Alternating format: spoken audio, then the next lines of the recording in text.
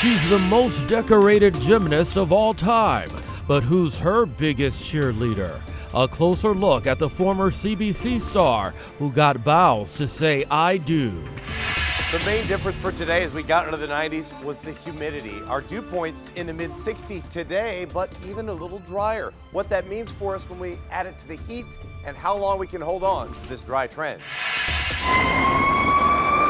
Crime dominates the news in St. Louis. But a new report questioning whether violent crime is really on the rise. We press city leaders.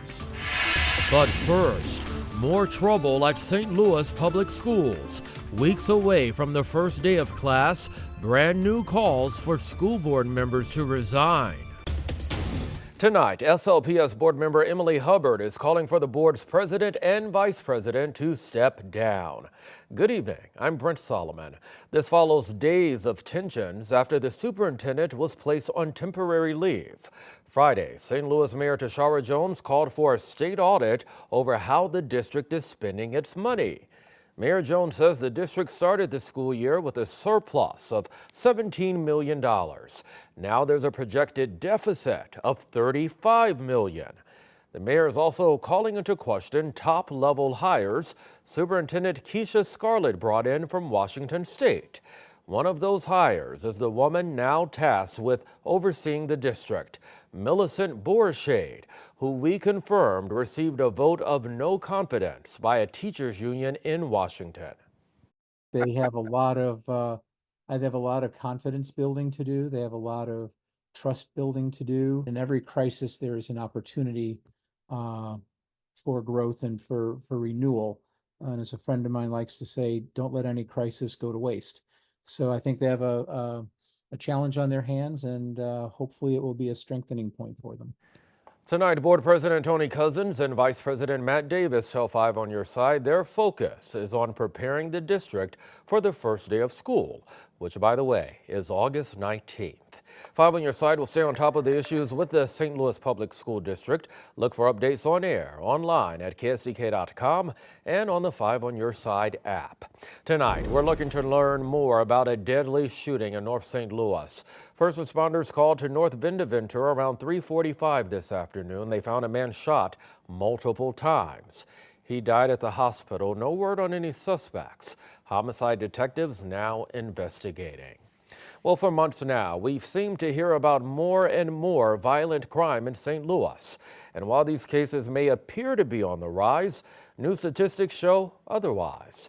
New tonight, 5 on Your Side's Robert Townsend takes a closer look at the numbers, asking the question, is crime really down in St. Louis? They have become all too common. Deadly shootings, armed robberies, violent attacks, and more happening morning. This follows a quadruple shooting that killed a woman in the Tower East neighborhood. Noon. A hit and run leaves a person dead in South St. Louis. And night across the city of St. Louis. Shot and killed a gas station cook. It happened Monday afternoon in Dutchtown. I feel like crime is up. I would say crime is definitely going down. Webster University criminologist Dr. Allison Gorga says it's a trend reported by police chiefs nationwide. Violent crime overall, actually, in St. Louis has been on the decline since 1993. According to the report put together by the FBI, homicides, robberies, aggravated assaults all dropped in St. Louis in 2023 compared to the year before. Property crime peaked in 2003 and has been declining since then, with a little bit of an uptick in recent years that is driven almost entirely by the rise in motor vehicle thefts. Chief Robert Tracy has faced the city's crime problem ever since he became St. Louis's top cop nearly 2 years ago. When you start to see some of those numbers come down, it's good work from the police officers that are out getting the job done in the street. But while violent crimes are down, researchers say the crime rate in St. Louis is higher compared to other cities. According to the data, the chances of you becoming a homicide victim in St. Louis are greater than in New York, Chicago, or Kansas City. Of course, the ongoing big question we want answered is, what exactly are the powers that be doing to help keep the city of St. Louis safe? What do you say to critics who say this department is not doing enough to curb crime?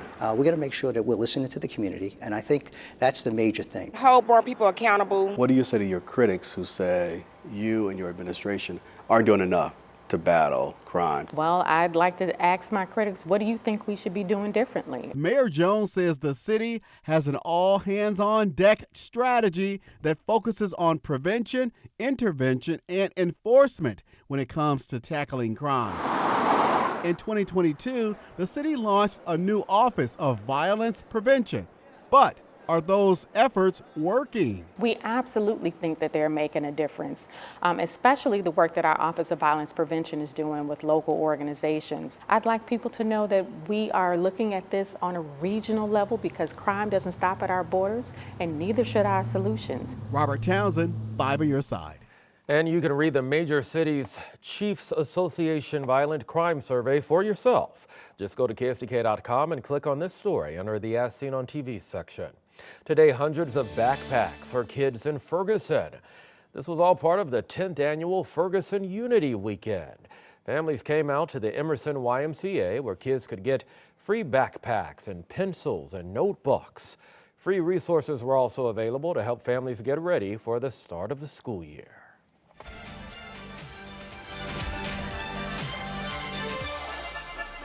Well, as the world watches Simone Biles etch her name even deeper into Olympics history, we're looking to her husband's St. Louis roots.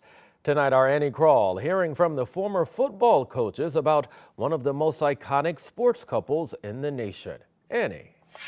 Brent, Simone Biles has claimed 3 gold medals so far in Paris, including 1 today in the vault final. But with so much gold around her neck, it's about time we deep dive into the ring around her finger and the legendary CBC football player who put it there. Walking the field where 2013 CBC graduate Jonathan Owens used to play was nostalgic for his football and track coach Moses Regular. Jonathan was cool, calm, and collected. Very coachable. In high school, Owens won CBC Linebacker of the Year thanks to plays like this against SLU High in October of 2012. In the third quarter, the Junior Bills have the ball, but not for long. Owens comes out of the pile, end zone bound with a 40-yard score. Fun fact, CBC won that game 51-7. He shot me a text a couple years ago, and we do a scoop and towel drill. And he's kind of like, hey, coach, I still got it. So that was an awesome thing. Owens played college ball at Missouri Western State, then signed with the Arizona Cardinals in 2018. A year later, he signed with the Houston Texans. That's where he met Simone Biles in 2020. After dating for 2 years, the couple got engaged and married in 2023. The 29-year-old safety signed with the Chicago Bears during the offseason. This week, he got time off from training camp to watch his wife win gold twice. Simone also getting gold Saturday in the vault final, taking her to double digits with 10 Olympic medals. The height, me and my wife talk about it all the time, just, 12, 13 feet in the air is just, and then able to stick a landing is amazing to me. Simone came to CBC last year for Jonathan's annual free youth football clinic here, teaching kids from 8 to 15. Oh, I've got a picture of him throwing balls in the drills, and he's up there with every kid, high-fiving them. Tries to get to know every kid by name if he can. That's just a testament to the person that he is. Now cheering on Simone on her sidelines, the love of his life showing off her goat necklace as the greatest gymnast of all time. The Bears tell me Owens will be back at training camp tomorrow. Simone has only 2 events left in Paris, getting ready to stun the world once again on Monday for the balance beam and floor finals.